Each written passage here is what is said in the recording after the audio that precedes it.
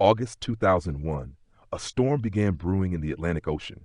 At first, it was just a tropical depression, another name on the long list of storms that rise and fade away each year. But as it grew stronger, it was given a name, Erin, a name that, for the people of Turks and Caicos, would never be forgotten. The winds roared like a beast awakening from its slumber. The waves, massive walls of water, crashed against the shores with unforgiving fury. But while most hurricanes bring destruction, Erin brought something else, something darker.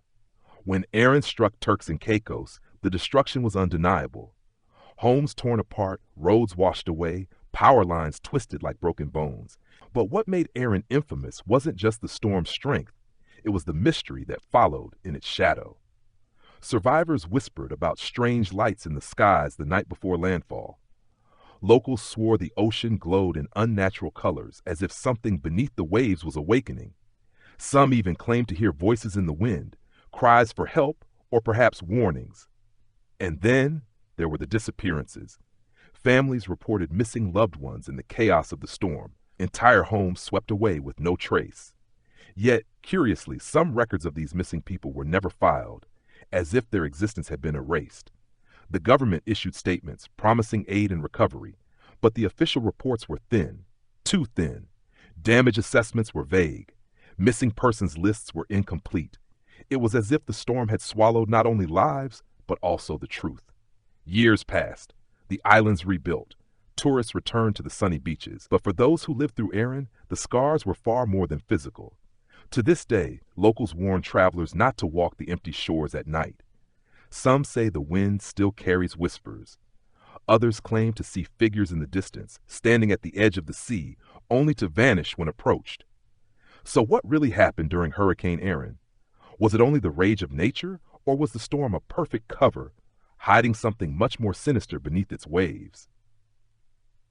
For most of the world, Hurricane Erin was just another storm, a statistic, a date in history, a line in the weather archives. But here in Turks and Caicos, it was something else entirely. A wound that time has never truly healed.